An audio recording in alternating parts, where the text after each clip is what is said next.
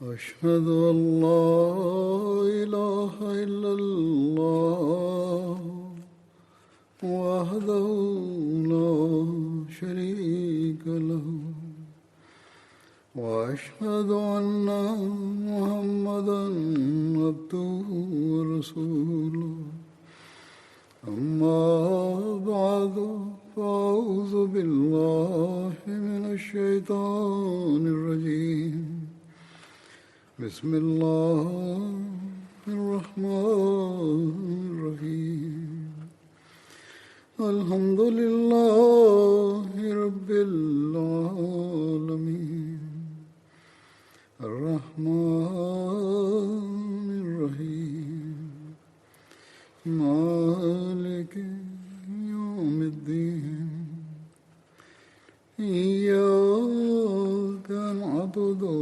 وإياك نستعين اهدنا الصراط المستقيم صراط الذين أنعمت عليهم غير المغضوب عليهم ولا الضالين. கடந்த குத்பாக்களில் ஹஜ்ரத் சாத் பின் மாஸ் ரலியல்லாஹு அன்ஹு அவர்களை பற்றிய குறிப்பு இடம்பெற்றிருந்தது. பதர் போரின் ஒரு சம்பவமாக, நன்றி உணர்வு உடன்படிக்கையின் வெளிப்பாடாக கடந்த குத்பாவில் கூறப்பட்டிருந்தது.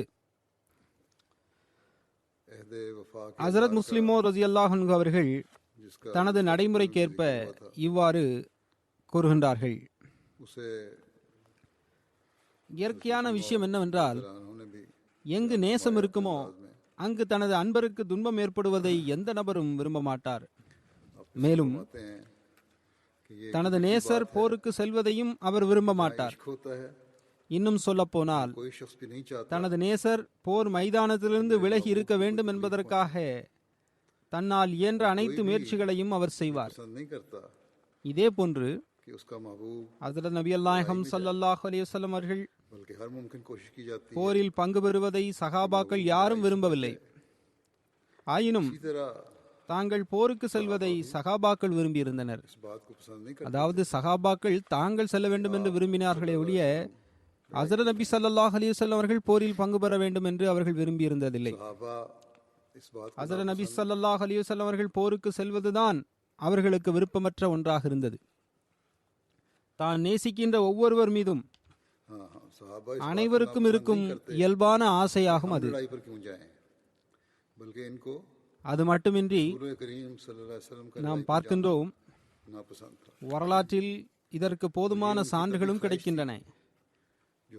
அதாவது ஹஜ்ரத் நபிகள் நாயகம் ஸல்லல்லாஹு அலைஹி வஸல்லம் அவர்கள் பதர் மைதானத்தை அடைந்த போது அன்னார் சஹாபாக்களிடம், நாம் வணிக குழுவை எதிர்கொள்ளப் போவதில்லை, மாறாக போர் படையை எதிர்கொள்ள இருக்கின்றோம் என்று இறைவன் தனக்கு அறிவித்துள்ளான் என்றும் கூறினார்கள். பின்னர் அன்னார் சஹாபாக்களிடம் ஆலோசனை கேட்டார்கள். உங்களது ஆலோசனை என்ன என்று எனக்கு கூறுங்கள் என்றும் அன்னார் கூறினார்கள். அன்னாரின் இந்த கூற்றை சஹாபாக்கள் கேட்டவுடன் ஒவ்வொருவராக எழுந்து நின்று மிகவும் உயிரை அர்ப்பணிக்கின்ற உணர்வுடன் கூடிய சொற்பொழிவுகளை நிகழ்த்தினார்கள்.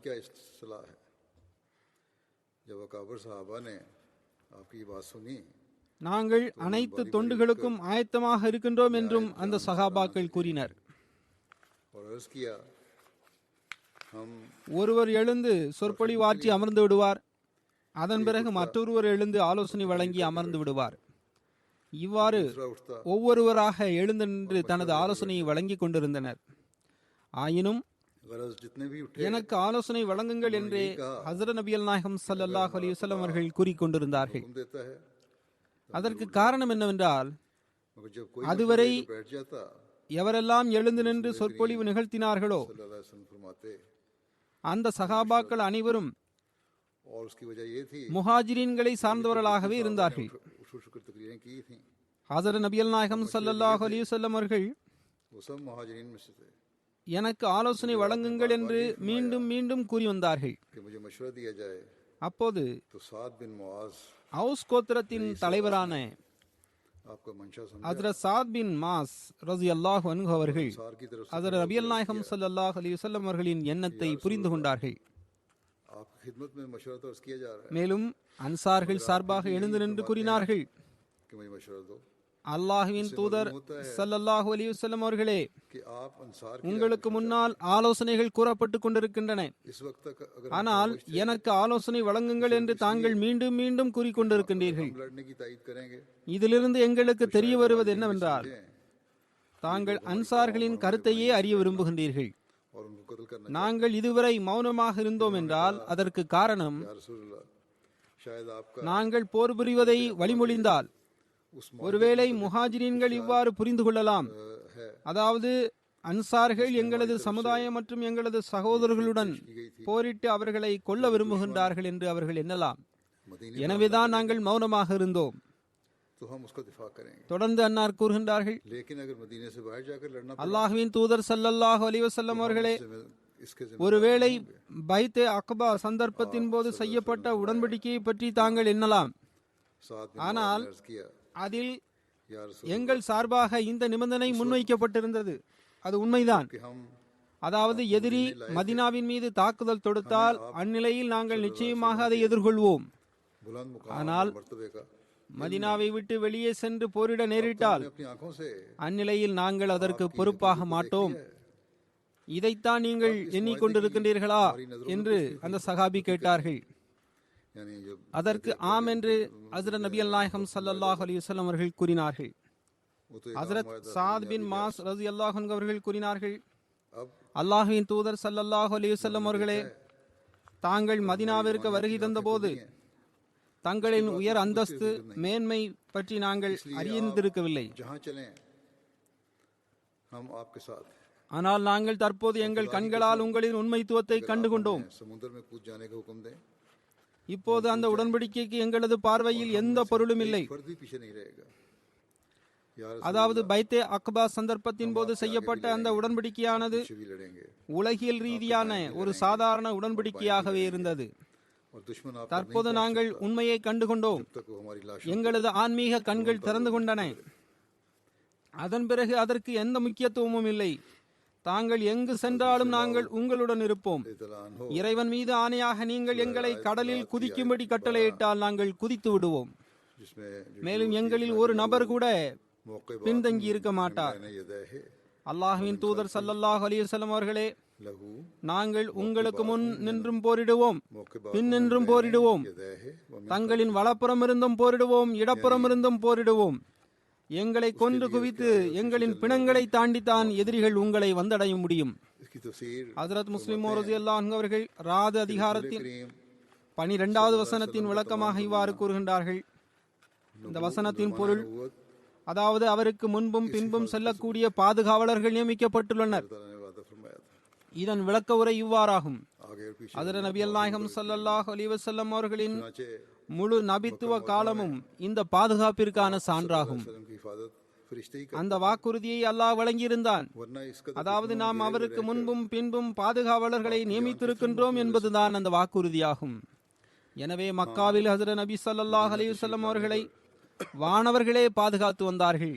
दोनों के அவ்வாறு இல்லை என்றால் இந்த அளவுக்கு பகைவர்களால் அன்னார் சூழப்பட்டிருந்தும் आसमानी फरिश्तों அன்னாரின் உயிர் எவ்வாறு பாதுகாப்பாக இருந்திருக்க முடியும்? फरिश्तों ஆயினும் सहाबा की மதீனா வருகை தந்தவுடன் 2 வகையான பாதுகாப்பும் அன்னாருக்கு கிடைத்திருந்தது. और बातनी हिफाजत விண்ணின் வானவர்களின் பாதுகாப்பும் மண்ணின் வானவர்களின் அதாவது சகாபாக்களின் பாதுகாப்பும் அன்னாருக்கு கிடைத்திருந்தது. सल्लल्लाहु अलैहि वसल्लम ने பதர் போர் அந்த வெளிப்படையான மற்றும் மறைவான பாதுகாப்பிற்கு மிகவும் அழகிய உதாரணமாகும். लड़ेंगे ஹஜ்ரத் நபியல் நாயகம் ஸல்லல்லாஹு அலைஹி வஸல்லம் அவர்கள் மதீனாவிற்கு வருகை தந்து விட்டார்கள். बदर की लड़ाई में அப்போது ஹஜ்ரத் நபி ஸல்லல்லாஹு அலைஹி வஸல்லம் அவர்கள் மதீனத்து வாசிகளுடன் இவ்வாறு உடன்படிக்கை செய்து கொண்டார்கள். बारे में मशवरा அதாவது அன்னார் மக்காவை விட்டு வெளியே சென்று போரிட்டால் आगे बढ़कर அப்போது மதீனத்து வாசிகளுக்கு அன்னாருக்கு உதவி புரிந்தாக வேண்டும் என்ற எந்த நிர்பந்தமும் இருக்காது. के लोगों मशवरा दो பதர் போரில் ஹஜ்ரத் நபி ஸல்லல்லாஹு அலைஹி வஸல்லம் அவர்கள் அன்சார் மற்றும் முஹாஜிரீன்களிடம் போர் செய்வது தொடர்பாக ஆலோசனை கேட்டார்கள். मुराद हमसे हैं முஹாஜிரீன்கள் மீண்டும் மீண்டும் எழுந்து நின்று போரின் மீது அழுத்தம் கொடுத்து கொண்டிருந்தார்கள். ஆயினும் ஹஸரத் நபி ஸல்லல்லாஹு அலைஹி வஸல்லம் அவர்களின் கூற்றை செவிமடுத்த பிறகும் மக்களே எனக்கு ஆலோசனை வழங்குங்கள் என்றே கூறிக்கொண்டிருந்தார்கள். அப்போது ஹஸரத் சாத் பின் மாஸ் ரலியல்லாஹு அன்ஹு என்ற ஒரு அன்சாரி சஹாபி ஹுசூர் ஸல்லல்லாஹு அலைஹி வஸல்லம் அவர்களே, நீங்கள் எங்களது கருத்தை எதிர்பார்க்கின்றீர்களா என்று கேட்டார்கள். அதற்கு ஹுசூர் ஸல்லல்லாஹு அலைஹி வஸல்லம் அவர்கள் ஆம் என்று கூறினார்கள். அப்போது அவர் கூறினார், நிச்சயமாக நாங்கள் இவ்வாறு உடன்படிக்கை செய்திருந்தோம், அது உண்மைதான். அதாவது வெளியில் சென்று போரிட நேர்ந்தால் தங்களுக்கு ஆதரவாக இருக்க வேண்டும் என்ற எந்த நிர்பந்தமும் எங்களுக்கு இருக்காது என்று நாங்கள் உடன்படிக்கை செய்து கொண்டிருந்தோம். ஆனால் அந்த காலம் வேறொரு காலமாக இருந்தது. இப்போது நாங்கள் தங்களை கண்டுகொண்டோம். அல்லாஹ்வின் தூதராகிய தாங்கள் உண்மையில் இருக்கின்றீர்கள் என்பதை நாங்கள் கண்டுகொண்ட பிறகு இனி ஆலோசனைக்கான என்ன தேவை உள்ளது? தாங்கள் எங்களுக்கு கட்டளையிட்டால் நாங்கள் எங்களது குதிரைகளை கடலில் வீசி விடுவோம். நீரும் உமது இறைவனும் சென்று போரிடும், நாங்கள் இங்கேயே அமர்ந்து கொள்கின்றோம் என்று மூசாவின் சமுதாயம் கூறியது போன்று ஒருபோதும் நாங்கள் உங்களிடம் கூற மாட்டோம். மாறாக நாங்கள் ஹுசூர் ஸல்லல்லாஹு அலைஹி வஸல்லம் அவர்களுக்கு வலப்புறம் நின்றும் போரிடுவோம், இடப்புறம் நின்றும் போரிடுவோம், முன்னு நின்றும் போரிடுவோம், பின்னின்றும் போரிடுவோம். எதிரிகள் எங்களை கொன்று குவித்து எங்களது பிணங்களை தாண்டாதவரை தங்களை வந்தடைய முடியாது என்று அன்னார் கூறினார்கள். ஹஜ்ரத் முஸ்லிம் ரலியல்லாஹு அன்ஹு அவர்கள் கூறுகின்றார்கள், அல்லாஹ் ஹஜ்ரத் நபி ஸல்லல்லாஹு அலைஹி வஸல்லம் அவர்களின் பாதுகாப்பிற்காக நியமிக்கப்பட்டிருந்த அந்த மோக்கிபாத்தை சார்ந்த, அதாவது பாதுகாவலர்களை சார்ந்தவர்களாக எனது பார்வையில் இந்த சகாபாக்கள் திகழ்ந்தனர். ஒரு சகாபி கூறுகின்றார், நான் ஹஜ்ரத் நபி ஸல்லல்லாஹு அலைஹி வஸல்லம் அவருடன் இணைந்து 13 போர்களில் பங்கு பெற்றிருக்கின்றேன். ஆயினும் எனது உள்ளத்தில் மீண்டும் மீண்டும் இந்த ஆசை பிறந்த வண்ணம் உள்ளது. அதாவது நான் இந்த போர்களில் பங்கு பெறுவதற்கு பகரமாக ஹஸரத் சாத் பின் மாஸ் ரலியல்லாஹு அன்ஹு அவர்களின் வாயிலிருந்து வெளியேறிய வார்த்தைகளை என்னுடைய வாயிலிருந்து வெளியேற்றி இருக்க கூடாதா, அதாவது அந்த வார்த்தைகளை நான் கூறியிருக்க கூடாதா என்றே எண்ணிக்கொண்டிருக்கின்றேன். அதாவது தனது நன்றி விசுவாசத்திற்குரிய அந்த வாக்கியங்கள் எனது வாயிலிருந்து வந்திருக்க கூடாதா என்று அந்த சஹாபியை ஆசை கொள்கின்றார். பதர் போர் சந்தர்ப்பத்தின் போது ஹஸரத் சாத் பின் மாஸ் ரலியல்லாஹு அன்ஹு அவர்களின் களப்பற்ற தன்மையை குறிப்பிட்டவாறு ஹஸரத் மிர்சா பஷீர் அஹமத் சாஹிப் அவர்கள் சீரத் காத்தமுன் நபியின் என்ற புத்தகத்தில் இவ்வாறு குறிப்பிடுகின்றார்கள், எந்த இடத்தில் இஸ்லாமிய படைகள் தங்கியிருந்தனவோ அந்த இடம் போர் ரீதியில் நல்ல இடமாக இருந்திருக்கவில்லை. அப்போது ஹபாப் பின் முன்சிர் என்ற சஹாபி ஹஸரத் நபி ஸல்லல்லாஹு அலைஹி வஸல்லம் அவரிடம் வந்து, தாங்கள் இறை அறிவிப்புக்கேற்பத்தான் இந்த இடத்தை தேர்ந்தெடுத்திருக்கின்றீர்களா அல்லது போர் படை திட்டங்களின் அடிப்படையில் மட்டுமே இந்த இடத்தை தேர்ந்தெடுத்திருக்கின்றீர்களா என்று கேட்டார்கள். அதற்கு ஹஸரத் நபி ஸல்லல்லாஹு அலைஹி வஸல்லம் அவர்கள், இது தொடர்பாக எந்த இறைக்கட்டளையும் இல்லை, நீங்கள் ஏதேனும் ஆலோசனை கூற விரும்பினால் கூறுங்கள் என்று கூறினார்கள். அப்போது ஹபாப் கூறினார்கள், என்னை பொறுத்தவரை இந்த இடம் நல்ல இடமாக தெரியவில்லை, அதாவது போர் மைதானம் என்ற அடிப்படையில் இங்கு தங்குவதற்கு உகந்த இடமாக எனக்கு தெரியவில்லை. நாம் முன்னேறி சென்று குறைஷிகளுக்கு அருகில் மிக நெருக்கமான நீரூற்று ஒன்று உள்ளது, அதை நாம் கைப்பற்றிக் கொள்வது சிறந்ததாக இருக்கும். எனக்கு அந்த நீரூற்றை பற்றி தெரியும், அதில் போதுமான அளவு தண்ணீர் உள்ளது என்றும் அவர் கூறினார். ஹஜ்ரத் நபி ஸல்லல்லாஹு அலைஹி வஸல்லம் அவர்கள் அந்த ஆலோசனையை விரும்பினார்கள். பொதுவாக அதுவரை குறைஷிகள் மணல் மேட்டிலேயே தங்கியிருந்தார்கள். மேலும் இந்த நீரூற்று காலியாக இருந்தது. முஸ்லிம்கள் முன்னேறி சென்று அந்த நீரூற்றை கைப்பற்றி கொண்டார்கள். ஆயினும் திருக்குரானில் இதை பற்றிய சைகையான குறிப்பும் காணப்படுகின்றது. அப்போது அந்த நீரூற்றில் அதிக அளவிலான தண்ணீர் கிடையாது. முஸ்லிம்களுக்கு தண்ணீர் தட்டுப்பாட்டிற்கான உணர்வும் ஏற்பட்டது. அது மட்டுமல்ல, முஸ்லிம்கள் எந்த இடத்தில் தங்கியிருந்தார்களோ அந்த இடமும் நல்ல இடமாக இருக்கவில்லை. ஏனென்றால் அந்த பக்கம் மணல் அதிகமாக இருந்தது. அதன் காரணமாக அவர்களின் கால்கள் பூமியில் நல்ல முறையில் நிலைபெற முடியாமலும் போனது. எனவே இடத்தை தேர்ந்தெடுத்த பிறகு ஹவுஸ் கோத்திரத்தின் தலைவரான ஹஸரத் சாத் பின் மாஸ் அவர்கள் ஆலோசனை வழங்கினார்கள். அன்னாரின் ஆலோசனையுடன் சஹாபாக்கள் மைதானத்தின் ஒரு பகுதியில் ஹஸரத் நபி ஸல்லல்லாஹு அலைஹி வஸல்லம் அவர்களுக்காக கூடாரம் ஒன்றை அமைத்தார்கள். மேலும் ஹஸரத் சாத் பின் மாஸ் ரலியல்லாஹு அன்ஹு அவர்கள் ஹஸரத் நபி ஸல்லல்லாஹு அலைஹி வஸல்லம் அவர்களின் சவாரிகளை நிலையில் கொண்டு சென்று கட்டினார்கள். மேலும் கூறினார்கள், அல்லாஹ்வின் தூதர் ஸல்லல்லாஹு அலைஹி வஸல்லம் அவர்களே, தாங்கள் இந்த கூடாரத்தில் அமர்ந்திருங்கள்.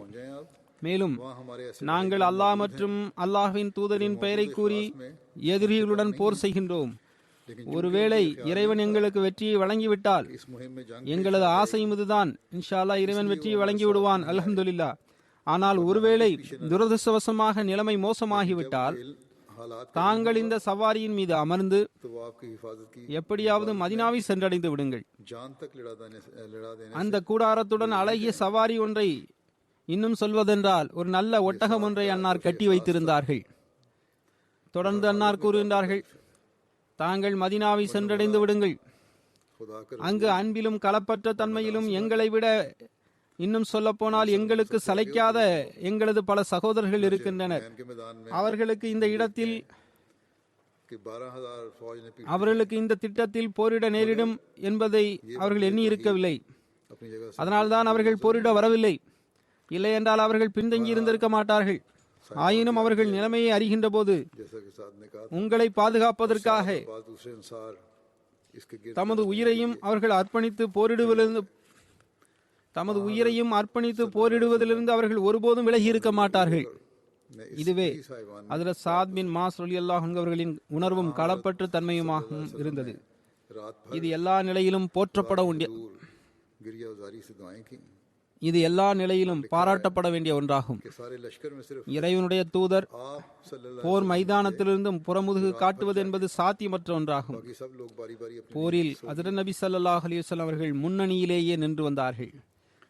எனவே ஹுனைன் போரின் போது நாம் பார்க்கின்றோம், जुमे की शब 12,000 போர்ப்படை வீரர்கள் புறமுதுகு காட்டு ஓடினார்கள். ஆனால் ஏகத்துவத்தின் தலைமையகமான ஹஜ்ரத் நபி ஸல்லல்லாஹு அலைஹி வஸல்லம் அவர்களின் பாதங்கள் ஒருபோதும் தடுமாற்றம் அடையவில்லை. रसूलुल्लाह எவ்வாறு இருப்பினும் அன்னாருக்கு கூடாரம் அமைக்கப்பட்டது. ஹஜ்ரத் சாத் பின் மாஸ் ரலியல்லாஹு அன்ஹு அவர்கள் இவ்வாறு கூறினார்கள். जब रसूल மேலும் சாத் மற்றும் வேறு சில அன்சார்கள் பாதுகாப்பு கொடுப்பதற்காக அங்கு நின்று கொண்டார்கள். डालकर ஹஜ்ரத் நபி ஸல்லல்லாஹு அலைஹி வஸல்லம் மற்றும் ஹஜ்ரத் அபூபக்கர் அவர்கள் அந்த கூடாரத்திலேயே இரவை கழித்தார்கள். तो दोनों ஹஜ்ரத் நபி ஸல்லல்லாஹு அலைஹி வஸல்லம் அவர்கள் இரவு முழுவதும் மன்றாடி துஆ செய்தார்கள். முழு படையிலும் ஹஜ்ரத் நபி ஸல்லல்லாஹு அலைஹி வஸல்லம் அவர்கள் மட்டும்தான் இரவு முழுவதும் விழித்திருந்தார்கள். மற்றவர்கள் அனைவரும் மாறி மாறி தூங்கினார்கள் என்றும் எழுதப்பட்டுள்ளது. உஹத் போர் சந்தர்ப்பத்தின் போது ஜும்மா நாளன்று ஹஜ்ரத் சாத் பின் மாஸ் ரலியல்லாஹு அன்ஹு அவர்கள் மற்றும் ஹஜ்ரத் உஸைத் பின் உலைர் மற்றும் ஹஜ்ரத் சாத் பின் உபாதா ரலியல்லாஹு அன்ஹு ஆகியோர் மஸ்ஜித் நபிவியில் ஆயுதங்களை ஏந்தி கொண்டு வாசலுக்கு அருகில் நின்று கொண்டு ஹஜ்ரத் நபி ஸல்லல்லாஹு அலைஹி வஸல்லம் அவர்களுக்கு பாதுகாப்பு வழங்கிக் கொண்டிருந்தார்கள். सात दिन உஹது போர் சந்தர்ப்பத்தில் सात दिन ஹஜ்ரத் நபி ஸல்லல்லாஹு அலைஹி வஸல்லம் அவர்கள் के सामने குதிரையின் மீது அமர்ந்து வில்லை தோளில் போட்டுக்கொண்டு ஈட்டியை கையில் ஏந்தி கொண்டு மதினாவிலிருந்து புறப்பட்டார்கள். चल रहे थे அப்போது 2 சாதுகளும், அதாவது ஹஜ்ரத் சாத் பின் மாஸ் ரலியல்லாஹு அன்ஹு மற்றும் ஹஜ்ரத் சாத் பின் உபாதா ரலியல்லாஹு அன்ஹு ஆகியோர் ஹஜ்ரத் நபி நாயகம் ஸல்லல்லாஹு அலைஹி வஸல்லம் அவர்களுக்கு முன்னால் ஓடிக்கொண்டிருந்தார்கள். हजरत सात அவர்கள் இருவரும் போர் கவசங்களை அணிந்திருந்தார்கள். दिन उबादा का ஹஜ்ரத் மிர்சா பஷீர் அஹ்மத் சாப் அவர்கள் உஹத் போரை பற்றி குறிப்பிட்டவாறு எழுதுகின்றார்கள்.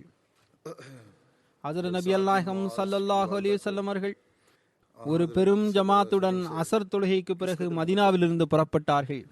ஹவுஸ் மற்றும் ஹஜ்ரஜ் கோத்திரத்தின் தலைவர்களான ஹஜ்ரத் சாத் பின் மாஸ் மற்றும் ஹஜ்ரத் சாத் பின் உபாதா ஆகியோர் அன்னாரின் சவாரிக்கு முன்பு மெதுமெதுவாக ஓடிக்கொண்டிருந்தார்கள். रसूल करीम ஏனைய சகாபாக்கள் அன்னாரின் வலப்பக்கமும் இடப்பக்கமும் பின்புறமும் சென்று கொண்டிருந்தார்கள். खड़े हुए फख्र से चल ஹஜ்ரத் நபி ஸல்லல்லாஹு அலைஹி வஸல்லம் அவர்கள் உஹது போரிலிருந்து மதீனா திரும்பி வந்தார்கள். मारा गया था மேலும் தனது குதிரையிலிருந்து கீழே இறங்கினார்கள். हजरत साद ने அப்போது அன்னார் ஹஜ்ரத் சாத் பின் மாஸ் மற்றும் ஹஜ்ரத் சாத் பின் உபாதா ஆகியோரின் துணையுடன் தனது வீட்டில் நுழைந்தார்கள். ஹஜ்ரத் சாத் பின் மாஸ் ரலியல்லாஹு அன்ஹு அவர்களின் தாயாருக்கு ஹஜ்ரத் நபி நாயகம் ஸல்லல்லாஹு அலைஹி வஸல்லம் அவர்கள் மீது எந்த அளவுக்கு அன்பு இருந்தது என்பதை எடுத்துரைத்தவாறு ஹஜ்ரத் முஸ்லிம் ரலியல்லாஹு அன்ஹு அவர்கள் இவ்வாறு கூறுகின்றார்கள். धूप छांव मुश्किल से नजर आती थी। உஹது போரிலிருந்து திரும்பும் போது रसूल करीम ஹஜ்ரத் நபி நாயகம் ஸல்லல்லாஹு அலைஹி வஸல்லம் அவர்களின் சவாரியின் கடிவாளத்தை ஹஜ்ரத் சாத் பின் மாஸ் ரலியல்லாஹு அன்ஹு அவர்கள் மிக பெருமிதத்துடன் பிடித்து கொண்டு சென்று கொண்டிருந்தார்கள். போரில் அன்னாரின் சகோதரரும் கொலை செய்யப்பட்டிருந்தார். निकली जा रही थी। மதீனாவிற்கு அருகில் வந்து சேர்ந்ததும் कहा या रसूल ஹஜ்ரத் சாத் பின் மாஸ் ரலியல்லாஹு அன்ஹு அவர்கள் தனது தாயார் வருவதை கண்ட பிறகு அல்லாஹ்வின் தூதர் ஸல்லல்லாஹு அலைஹி வஸல்லம் அவர்களே, को ठहरा लो, எனது தாயார் வந்து கொண்டிருக்கின்றார் என்று கூறினார்கள். हमारी माँ आ रही है। ஹஜ்ரத் சாத் பின் மாஸ் ரலியல்லாஹு அன்ஹு அவர்களின் தாயாரின் வயது அப்போது 80 அல்லது 82 இருந்தது. उसने अपने बेटों के கண்ணின் பார்வை அவர்களுக்கு மறைந்திருந்தது. पूछा பலவீனமான பார்வை கொண்டவர்களாக இருந்தார்கள். रसूल करीम सल्लल्लाहु अलैहि वसल्लम कहाँ हैं? வெளிச்சத்திலும் நிழலிலும் கஷ்டப்பட்டு பார்வையை பார்த்து வந்தார்கள்.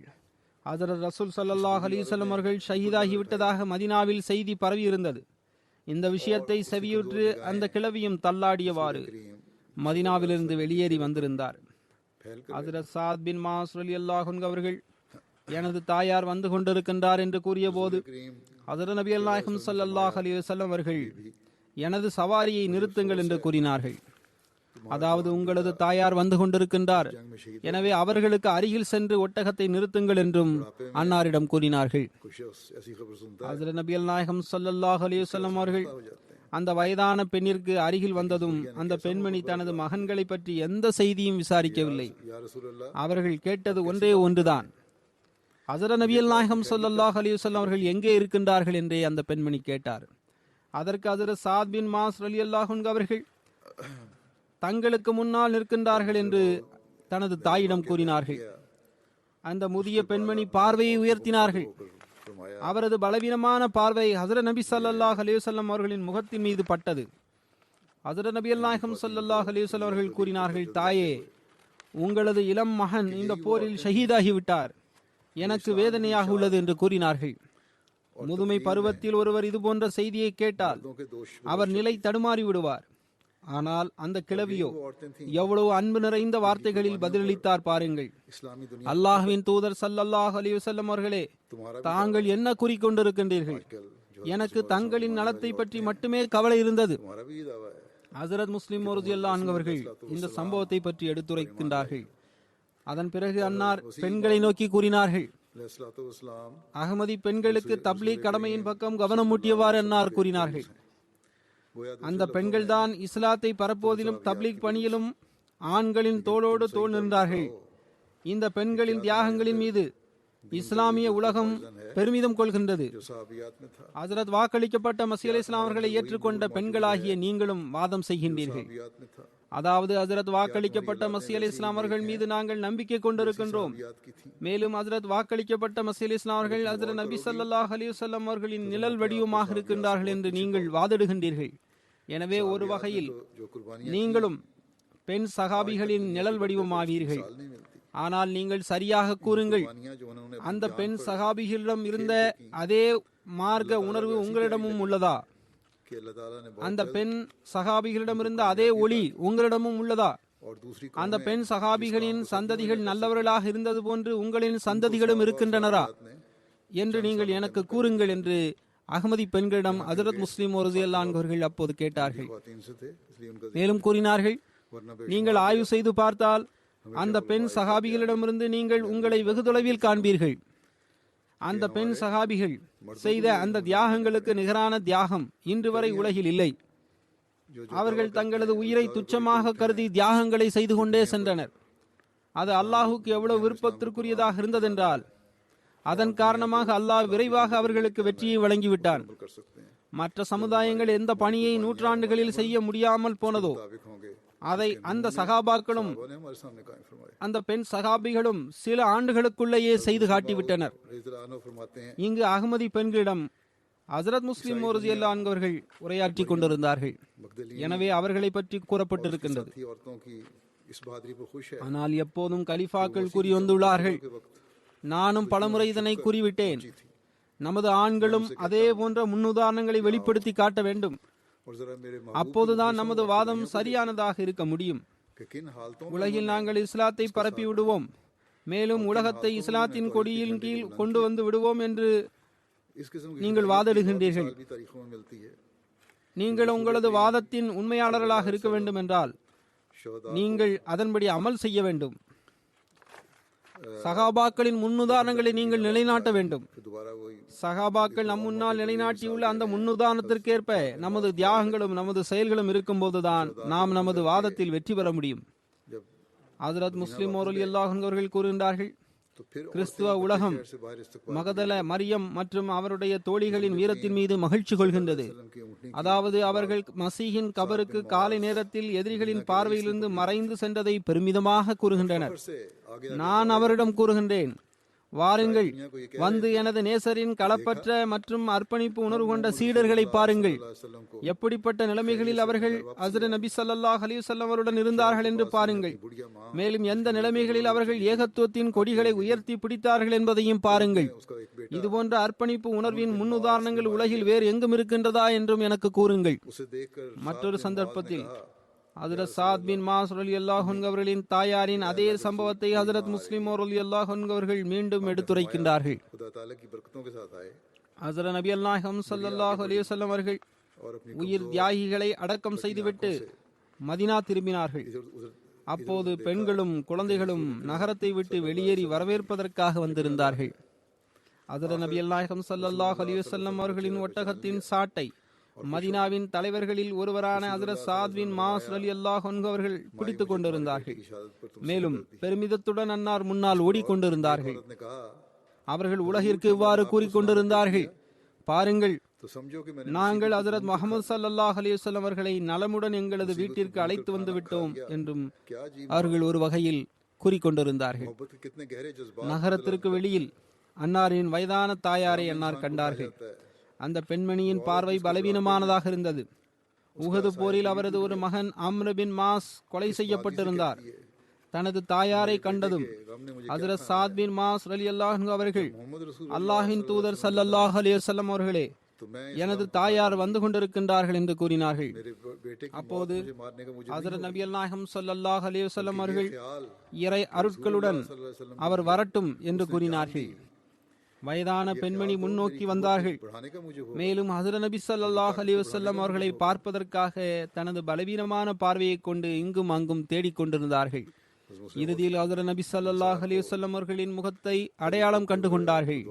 அதனால் மகிழ்ச்சி அடைந்தார்கள். ஹஜ்ரத் நபி ஸல்லல்லாஹு அலைஹி வஸல்லம் அவர்கள் கூறினார்கள், உங்களது மகனின் மரணத்தால் நான் எனது ஆழ்ந்த அனுதாபத்தை தெரிவித்துக் கொள்கின்றேன் என்று கூறினார்கள். அதற்கு அந்த நல்ல பெண்மணி கூறினார், ஹுசூர் ஸல்லல்லாஹு அலைஹி வஸல்லம் அவர்களே, நான் தங்களை நலமுடன் கண்டுகொண்டு விட்ட பிறகு நான் எனது துன்பத்தை விழுங்கிவிட்டேன். எவ்வளவு வினோதமான வார்த்தை பாருங்கள். அன்பின் ஆழமான உணர்வுகளை இந்த வார்த்தைகள் சுட்டிக்காட்டுகின்றன. வேதனை மனிதனை தின்றுவிடுகின்றது. ஆனால் வயதான பருவத்தில் அவருக்கு ஊன்றுகோலாக இருக்க வேண்டிய மகன் இறந்து விடுகின்றான். அந்நிலையில் அத்தகைய பெண் எவ்வளவு வீரத்துடன் கூறுகின்றார், எனது மகனின் மரணத்தின் வேதனை என்னை எப்படி கொள்ளும்? முஹம்மது ஸல்லல்லாஹு அலைஹி வஸல்லம் அவர்கள் உயிருடன் இருக்கின்ற போது நான் எனது துன்பத்தை விழுங்கிவிட்டேன். எனது மகனின் மரணம் என்னை கொள்வதற்கு காரணியாக இருக்காது. மாறாக அல்லாஹ்வின் தூதருக்காக அவர் உயிரை கொடுத்திருக்கின்றான் என்ற எண்ணத்தால் எனது ஆற்றலை அதிகரிப்பதற்கு அது காரணியாகவே இருக்கும். மேலும் அது எனது தைரியத்தை வளர்க்கக்கூடியதாக இருக்கும் என்று அந்த பெண்மணி கூறுகின்றார். ஹஜ்ரத் முஸ்லிம் ரலியல்லாஹு அன்ஹு அவர்கள் அன்சார்களை புகழ்ந்தவாறு அவர்களுக்காக துஆவும் செய்தவாறு கூறுகின்றார்கள், அன்சார்களே, எனது உயிர் உங்களுக்கு அர்ப்பணமாகட்டும். நீங்கள் எவ்வளவு பெரிய கூலிகளை பெற்றுக் கொண்டீர்கள். காப் பின் அஷ்ரஃப் இஸ்லாத்திற்கு எதிராக பகைமையையும் வெறுப்பையும் பரப்பி வந்தான். ஹஜ்ரத் நபி நாயகம் ஸல்லல்லாஹு அலைஹி வஸல்லம் அவர்களை கொலை செய்வதற்காக திட்டம் தீட்டினான். எனவே ஹஜ்ரத் நபி ஸல்லல்லாஹு அலைஹி வஸல்லம் அவர்கள் அவனை கொலை செய்வதற்கு தீர்ப்பு வழங்கினார்கள். அதில் அன்சார் கோத்திரத்தின் தலைவர் என்ற முறையிலும் ஹஜ்ரத் சாத் பின் மாஸ் ரலியல்லாஹு அன்ஹு அவர்களின் ஆலோசனையையும் பெற்றுக் கொண்டார்கள். அதை பற்றிய விளக்கம், அதாவது தண்டனையை நிறைவேற்றிய விதம் மற்றும் காப் பின் அஷ்ரஃப் கொலை செய்யப்பட்ட சம்பவம் ஆகியவற்றை நான் இதற்கு முன் சில காலத்திற்கு முன் 2 சஹாபாக்களை பற்றிய குறிப்பிலும் கூறியிருந்தேன். இருந்த போதிலும் ஹஜ்ரத் சாத் பின் மாஸ் ரலியல்லாஹு அன்ஹு அவர்களுடன் தொடர்புடைய சில பகுதியை மட்டும் இங்கு கூறிவிடுகின்றேன். நானும் சில விஷயங்களை எடுத்து கூறுவேன். மேலும் சீரத் காத்தமுன் நபியின் என்ற புத்தகத்திலிருந்து சிலவற்றையும் எடுத்துரைப்பேன். ஹஜ்ரத் நபி நாயகம் ஸல்லல்லாஹு அலைஹி வஸல்லம் அவர்கள் ஹிஜ்ரத் செய்து மதீனா வந்தார்கள். அப்போது காப் பின் அஷ்ரஃபும் மற்ற யூதருடன் இணைந்து உடன்படிக்கையில் பங்கு பெற்றிருந்தான். அதாவது ஹஜ்ரத் நபி நாயகம் ஸல்லல்லாஹு அலைஹி வஸல்லம் மற்றும் யூதர்களுக்கிடையில் நட்பும் அமைதியும் ஒன்றுபட்ட பாதுகாப்பும் செயல்படுத்தப்படும் என்ற உடன்படிக்கை தொடர்பாக அதில் எழுதப்பட்டிருந்தது. ஆனால் காபின் உள்ளத்தில் பகைமை மற்றும் வெறுப்பின் நெருப்பு எரிந்து கொண்டிருந்தது. மேலும் அவன் ரகசியமான நடவடிக்கைகள் மற்றும் மறைமுகமான திட்டங்களால் இஸ்லாம் மற்றும் இஸ்லாத்தின் தோற்றுநரை எதிர்க்க தொடங்கியிருந்தான். पास जाकर कहा எனவே வரலாற்றில் வருகின்றது, और किया காப் ஒவ்வொரு ஆண்டும் யூத ஆலிம்களுக்கும் பண்டிதர்களுக்கும் ஏராளமான பொருளுதவி செய்து வந்தான். यही हाल उनका था। ஒரு நாள் அவன் அந்த பண்டிதர்களை அவர்களின் மார்க்க புத்தகங்களின் அடிப்படையில் ஹஜரத் நபி ஸல்லல்லாஹு அலைஹி வஸல்லம் அவர்களை பற்றி கேள்வி கேட்டான். जिसका वादा दिया गया था, இந்த நபர் உண்மையாளரா, इस पर அவரை பற்றி உங்களது எண்ணம் என்ன என்று கேட்டான். वजीफा வெளிப்படையில் कर दिया। எங்களது வேதங்களில் எவரை பற்றி வாக்குறுதி வழங்கப்பட்டுள்ளதோ அவர் இதே நபர்தான் என்று எங்களுக்கு தெரிவதாக அந்த பண்டிதர்கள் கூறினர். ये तो मामूली बात थी। இஸ்லாத்தின் மீதும் ஹஜரத் நபியல் நாயகம் ஸல்லல்லாஹு அலைஹி வஸல்லம் அவர்கள் மீதும் கடும் பகைமை கொண்டிருந்த और लेकिन காப் அதை கேட்டு மிகவும் கொண்டான். वो ये थी, மேலும் அவர்களை சோம்பேறிகள் என்றும் ஏசி பேசியும் அங்கிருந்து சென்று விட்டான். ऐसा रवैया इख्तियार किया जो सख्त मुफ्सिदा மேலும் அவர்களுக்கு வழங்கி வந்த பொருளாதார உதவிகளையும் நிறுத்தி கொண்டான். அவர்களுக்கு கிடைத்து வந்த பொருளாதார உதவி நின்றுவிட்டதும் சில காலம் கழிந்தவுடன் அவர்கள் காபிடம் சென்றார்கள். மேலும் கூறினார்கள், நாங்கள் மீண்டும் ஆய்வு செய்து பார்த்தோம். जब உண்மையில் ஹஜ்ரத் நபி நாயகம் ஸல்லல்லாஹு அலைஹி வஸல்லம் அவர்கள் एक எங்களுக்கு வாக்களிக்கப்பட்ட நபி அல்ல என்று கூறினர். और उसाए को பணத்திற்கு பண்டிதர்கள் விலை போய் விடுவார்கள். இன்றும் அதே நிலைதான் உள்ளது. எவ்வாறு இருப்பினும் யூத ஆலிம்களை அவன் தன்னுடன் நினைத்து கொண்டான். இது ஒரு சாதாரண விஷயம்தான். यूं ही मिटता ஆனால் மிக அபாயகரமான விஷயம் என்னவென்றால், नजर नहीं अपनी பதர் போருக்கு பிறகு அவன் மிகவும் கடுமையான மற்றும் பெரும் குழப்பங்களை ஏற்படுத்தும் நடவடிக்கைகளில் ஈடுபட்டான். அதன் விளைவாக முஸ்லிம்களுக்கு மிகவும் அபாயகரமான சூழல் ஏற்பட்டது. कोई दकीका फुरगुदाश्त பதர் போர் சந்தர்ப்பத்தில் முஸ்லிம்களுக்கு ஒரு அசாதாரண வெற்றி கிடைத்திருந்தது. और ये குறைஷிய தலைவர்களில் பெரும்பாலார் கொலை செய்யப்பட்டிருந்தனர். इस्लाम को तबाह எனவே இனி இந்த புதிய மார்க்கம் அவ்வளவு எளிதாக அழிவதாக தெரியவில்லை என்பதை காப் புரிந்து கொண்டான். இந்த மார்க்கம் தானாகவே அழிந்துவிடும் என்று அவன் முன்னர் எண்ணிக்கொண்டிருந்தான். ஆனால் தற்போது அந்த மார்க்கம் அழிவதாக தெரியவில்லை, के बाद மாறாக அது பரவிக் கொண்டிருக்கின்றது என்பதை அவன் அறிந்து கொண்டான். बहुत ज्यादा भर गया था। எனவே பதர் போருக்கு பிறகு இஸ்லாத்தை அழிப்பதற்கும் ஒழிப்பதற்கும் அவன் தன்னால் गुस्से की वजह இயன்ற அனைத்து முயற்சிகளையும் செய்தான். उसने அதில் எந்த குறையும் அவன் வைக்கவில்லை. நான் எப்படியாவது இஸ்லாத்தை அழித்தே தீருவேன் என்று அவன் உறுதி பூண்டிருந்தான். अपनी चर्ब जुबानी நான் ஏற்கனவே கூறியிருந்தது போன்று பதர் போரில் முஸ்லிம்களுக்கு கிடைத்த வெற்றிக்கு பிறகு அவனது கோபம் शोलावार कर கட்டுக்கடங்காமல் போனது. और भड़का அந்த கோபத்தின் காரணமாக उनके दिल நான் இஸ்லாத்தை அழித்தே தீருவேன் என அவன் முடிவெடுத்திருந்தான். எனவே உடனடியாக பயணத்திற்கு ஆயத்தமாகி மக்காவை சென்றடைந்தான். அங்கு சென்று தனது இனிமையான பேச்சாலும் उभड़क उठा கவிதைகளின் அழுத்தத்தாலும் उनके जज्बात குறைஷிகளின் உள்ளங்களில் ஏற்கனவே இருந்த நெருப்பை மூட்டி से उसने भर दी अपनी तकलीफ அதை கொழுந்துவிட்டு எரிய செய்தான். அவர்களின் உள்ளங்களில் முஸ்லிம்களின் இரத்தத்தை குடிப்பதற்கான தணிக்க முடியாத தாகத்தை ஏற்படுத்தினான். நீங்கள் தோற்றுவிட்டீர்கள், उनको खाना का உங்களது தலைவர்களை அவர்கள் கொன்று விட்டார்கள். और काबा के இப்போது நீங்கள் சும்மா இருந்து விடாதீர்கள், देकर उनसे செல்லுங்கள், சென்று பழிவாங்குங்கள் என்றெல்லாம் கூறினான். அவர்களும் திரண்டெழுந்தார்கள். सफाई दुनिया से मिले அவர்களின் உள்ளங்களில் பழிவாங்கும் உணர்வையும் பகைமையையும் தனது சொற்பொழிவாலும் கவிதையாலும் அவன் நிரப்பினான். காபின் இந்த செயலால் खुदा पैदा அவர்களின் உணர்வுகளில் மின்னல் வேகத்தில் பாதிப்பு ஏற்பட்டது. नहीं की उसने எனவே அவன் அவர்களை காபாவின் முற்றத்திற்கு அழைத்து சென்று दूसरे कबाइल காபாவின் திரைச்சீலையை அவர்களின் கைகளில் கொடுத்து இதன் மீது இவ்வாறு சத்தியம் செய்யுங்கள் என்று கூறினான். அதாவது இஸ்லாத்தையும் இஸ்லாத்தின் தோற்றுநரையும் फिर मदीना में वापस आ உலகத்திலிருந்து முற்றிலும் அழித்து விடாதவரை अपनी நாங்கள் சும்மா இருக்க மாட்டோம் என்று சத்தியம் செய்ய வைத்தான். और गैर मुसलमानों को மக்காவில் இந்த பகைமை உணர்வை உருவாக்கிவிட்ட பிறகு அவன் அத்துடன் நின்று விடவில்லை. மாறாக அந்த தீய கயவன் ஏனைய அரபு கோத்திரங்களை நோக்கி சென்றான். का जिक्र किया பின்னர் ஒவ்வொரு சமுதாயத்திடமும் ஒவ்வொரு கோத்திரத்திடமும் சென்று முஸ்லிம்களுக்கு எதிராக மக்களை கிளர்ந்தெழ செய்தான். और மக்களை கிளர்ந்தெழ செய்தான். की मुखालफत की பின்னர் மதினாவிற்கு திரும்பி வந்து आखिर में उसने மீண்டும் இஸ்லாத்தை எதிர்க்கின்ற வேலையை வேகப்படுத்தினான். முஸ்லிம் அல்லாதவர்களுக்கு மத்தியில் அவர்களின் உணர்வுகளை தூண்டும் வகையில் கவிதைகளை பாடினான். सल्लल्लाहु अलैहि वसल्लम குறிப்பாக யூதர்களிடம் முஸ்லிம் பெண்களுக்கு எதிராக மோசமான மற்றும் ஆபாசமான வழிமுறைகளில் விஷயங்களை கூறினான். से अपने எதிர்ப்பின் நெருப்பை மூட்டுகின்ற இந்த வேலையுடன் और चंद नौजवान यहूदियों से அவன் நின்று விடவில்லை. के कत्ल करवाने மாறாக இறுதியில் அவன் ஹஜ்ரத் நபியல் நாயகம் ஸல்லல்லாஹு அலைஹி வஸல்லம் அவர்களை கொலை செய்வதற்கு அவன் சதித்திட்டங்களை தீட்டினான். அதற்காக முயற்சி செய்தான். மேலும் ஹஜ்ரத் நபி ஸல்லல்லாஹு அலைஹி வஸல்லம் அவர்களை விருந்து என்ற சாக்கு போக்கை கூறி தனது வீட்டிற்கு அழைத்தான். சில யூத இளைஞர்களின் மூலம் அன்னாரை கொலை செய்வதற்கும் அவன் திட்டம் தீட்டியிருந்தான்.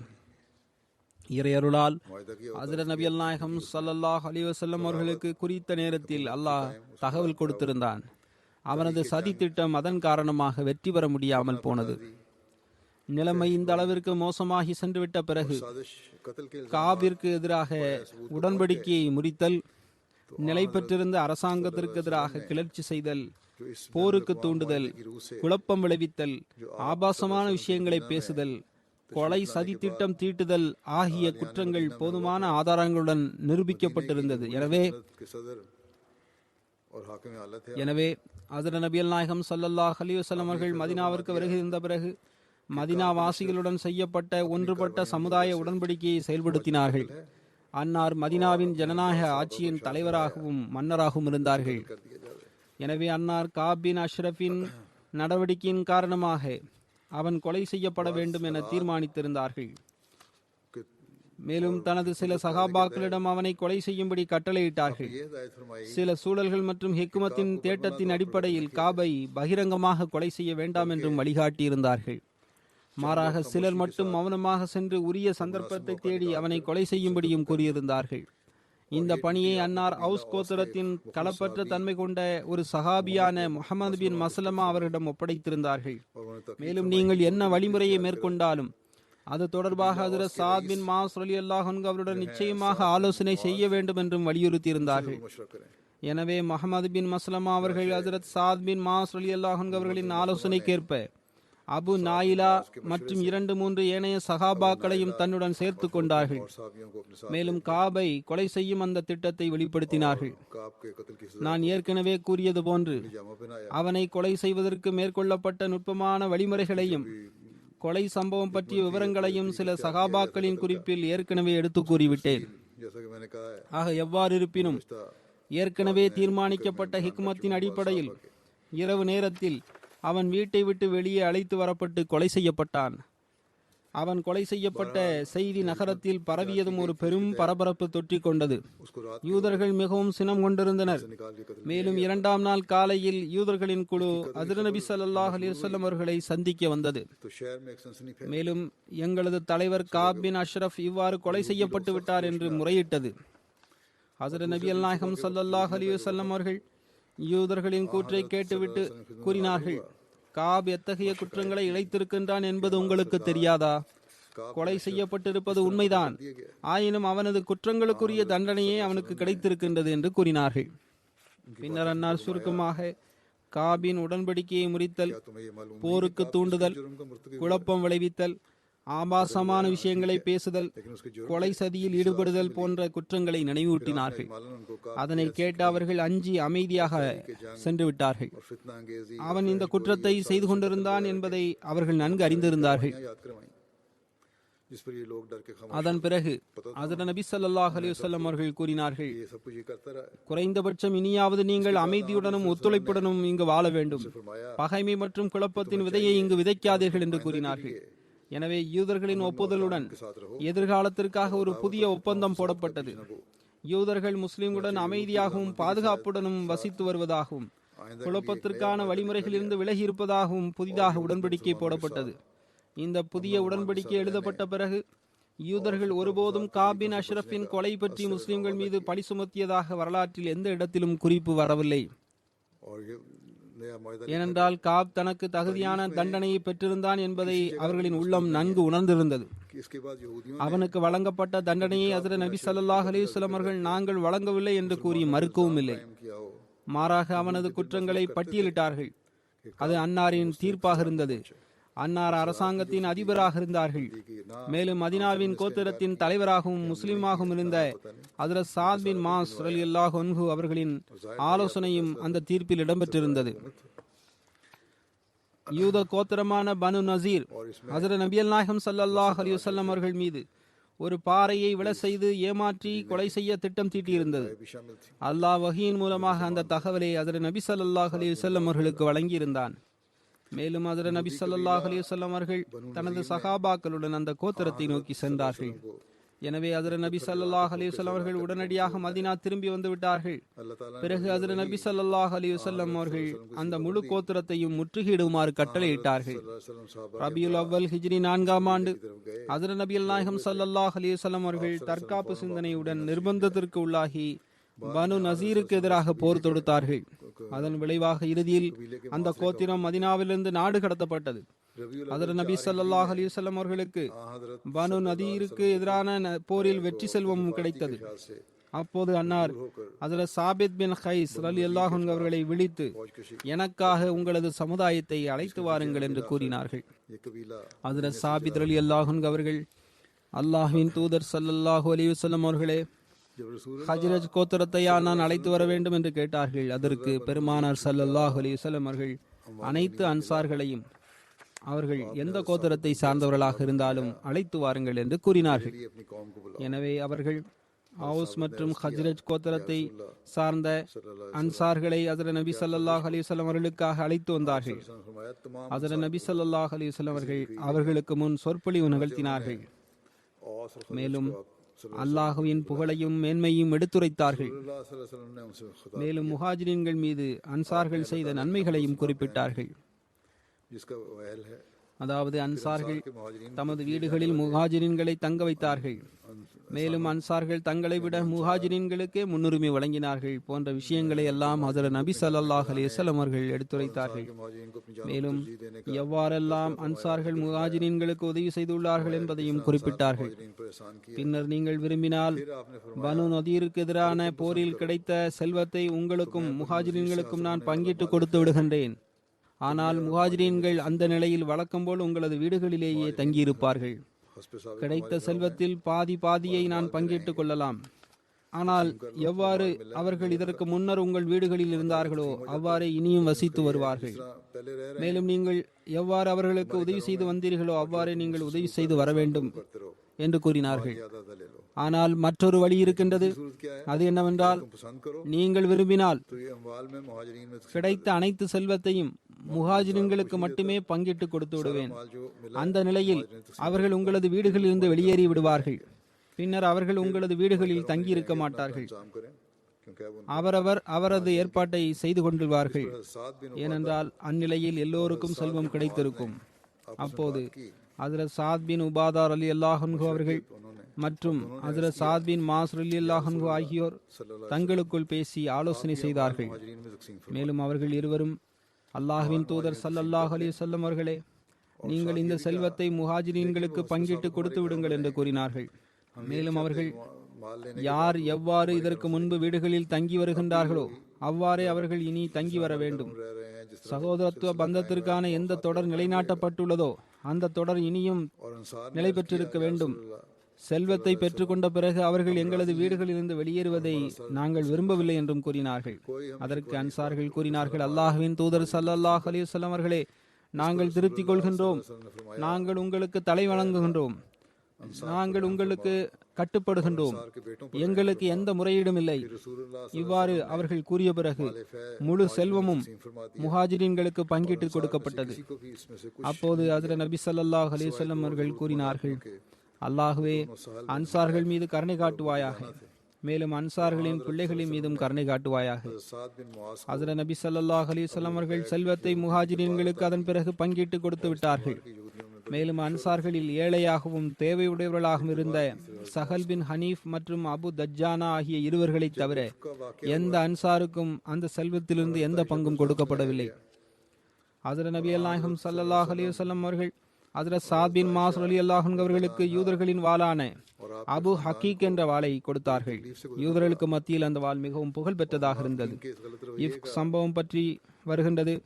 ஹஜ்ரத் ஆயிஷா ரலியல்லாஹு அன்ஹா அவர்கள் மீது பழி சுமத்தப்பட்டது. ஹஜ்ரத் நபியல் நாயகம் ஸல்லல்லாஹு அலைஹி வஸல்லம் மற்றும் ஹஜ்ரத் ஆயிஷா மற்றும் அவர்களின் குடும்பத்தினருக்கு மிகுந்த வேதனையை கடக்க நேரிட்டது.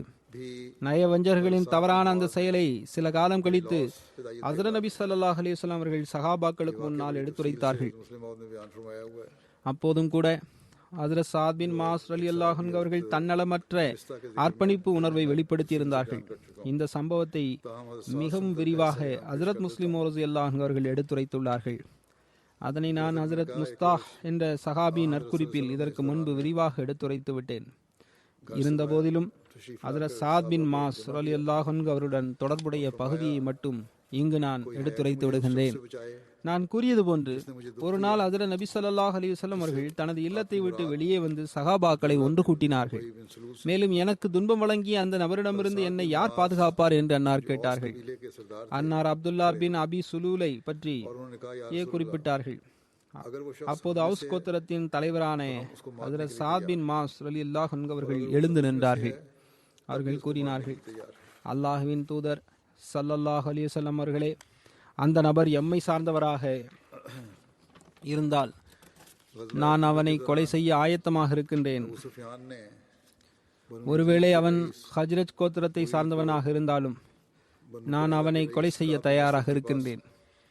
அகல் போரின் போது பனு நதீர் கோத்திரத்தின் தலைவரை பனு குரைலாவின் தலைவரான காபின் அஷ்ரஃபிடம் அபு சூஃபியான் அனுப்பி வைத்தான். மேலும் முஸ்லிம்களுடன் செய்த உடன்படிக்கையை முறிக்கும்படியும் கூறினான். ஆனால் அதற்கு அவர் சம்மதிக்கவில்லை. ஆயினும் அவர்களுக்கு பேராசை காட்டி முஸ்லிம்களின் அழிவை பற்றி உறுதியளித்து முஸ்லிம்களுடன் செய்த உடன்படிக்கையின்படி செயல்படாமல் இருக்க அவர்களை சம்மதிக்க வைத்து விட்டான். இன்னும் சொல்ல போனால் மக்கத்து காஃபிர்களுக்கு உதவியாளர்களாக ஆகிவிடுவதற்கும் அவர்களை சம்மதிக்க வைத்து விட்டான். இந்த சம்பவத்தை பற்றி குறிப்பிட்டவாறு சீரத் காத்தமுன் நபியின் என்ற புத்தகத்தில் ஹஜ்ரத் மிர்சா பஷீர் அஹமது சாப் அவர்கள் எழுதுகின்றார்கள். ஹஜ்ரத் நபி அல்நாயகம் ஸல்லல்லாஹு அலைஹி வஸல்லம் அவர்களுக்கு பனு குரைலாவின் அபாயகரமான நம்பிக்கை துரோகத்தை பற்றி தெரிய வந்தது. அப்போது அவர்கள் முதலில் 2-3 முறை ரகசியமாக ஜுபைர் பின் அல் அவாம் அவர்களை நிலைமைகளை அறிந்து வர அனுப்பி வைத்தார்கள். அதன் பிறகு முறையாக அவுஸ் மற்றும் ஹஜ்ரஜ் கோத்திரத்தின் தலைவர்களான ஹஜ்ரத் சாத் பின் மாஸ் ரலியல்லாஹு அன்ஹு மற்றும் ஹஜ்ரத் சாத் பின் உபாதா ரலியல்லாஹு அன்ஹு அவர்களையும் மேலும் தாக்கம் கொண்ட ஏனைய சில சஹாபாக்களையும் ஒரு குழுவாக பனு குரைலா கோத்திரத்தை நோக்கி அனுப்பி வைத்தார்கள். மேலும் ஏதாவது அபாயகரமான செய்தி இருந்தால் திரும்பி வந்து அதனை பகிரங்கமாக வெளிப்படுத்த வேண்டாம், மாறாக சைகையாக கூற வேண்டும் என்று மக்களுக்கு பதற்றம் ஏற்படாமல் இருப்பதற்காக வலியுறுத்தி கூறியிருந்தார்கள். இந்த குழுவினர் பனு குரைலாவின் இருப்பிடத்தை அடைந்தனர். மேலும் அவர்களின் தலைவரான காபின் அஸ்வதிடம் சென்றனர். அந்த கயவன் அவரிடம் மிகவும் அகங்காரத்துடன் நடந்து கொண்டார்.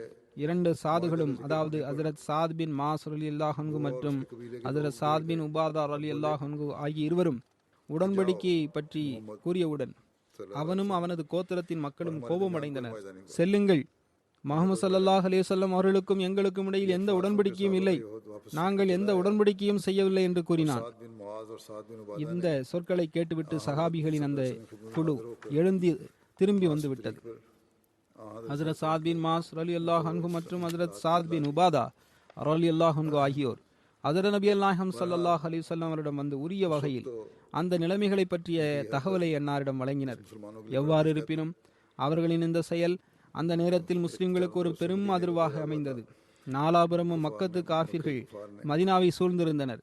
அதன் காரணமாக இந்த கோத்திரத்திற்கு எதிராக எந்த நடவடிக்கையும் எடுக்க முடியாமல் இருந்தது. ஆனால் போர் முடிவடைந்த பிறகு நகரத்திலிருந்து திரும்பி வந்தபோது அல்லாஹ் நபி ஸல்லல்லாஹு அலைஹி வஸல்லம் அவர்களுக்கு ஆன்மீக காட்சியில் பனு குரைலா செய்த நம்பிக்கை துரோகம் மற்றும் கிளர்ச்சிக்கு தண்டனை வழங்கும்படி கூறினான். அவர்களுக்கு உரிய தண்டனை வழங்கப்பட வேண்டும் என்று கட்டளையும் கிடைத்தது. அதனால் ஹஜ்ரத் நபி ஸல்லல்லாஹு அலைஹி வஸல்லம் அவர்கள் பனு குரைலாவின் கோட்டையை நோக்கி செல்லுமாறும் அசர் தொழுகையை அங்கேயே நிறைவேற்றுவோம் என்றும் பொது அறிவிப்பு ஒன்றை செய்தார்கள். ஹஜ்ரத் நபி ஸல்லல்லாஹு அலைஹி வஸல்லம் அவர்கள் ஹஜ்ரத் அலி ரலியல்லாஹு அன்ஹு அவர்களை ஒரு குழுவுடன் உடனடியாக முன்னால் செல்லும்படி அனுப்பி வைத்தார்கள். இந்த போரின் விளக்கம் சற்று நீண்டதாகும்.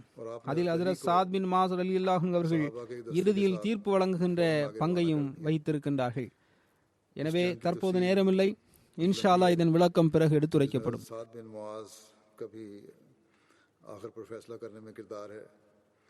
इसलिए इंशाअल्लाह ताला वक्त ही आइंदा इंशाअल्लाह ये तफसील बयान करूँगा.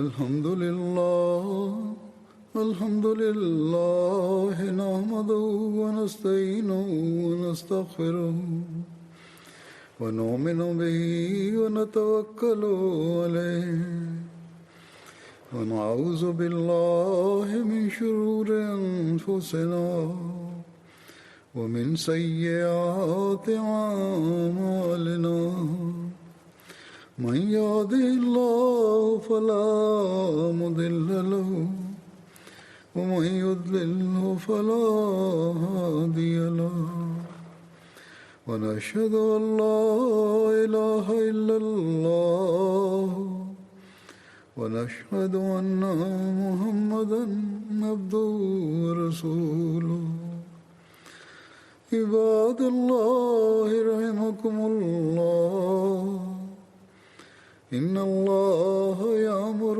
بالعدل والإحسان وإيتاء ذي القربى وينهى عن الفحشاء والمنكر والبغي يعظكم لعلكم تذكرون اذكروا الله يذكركم وادعوه يستجب لكم ولذكر الله أكبر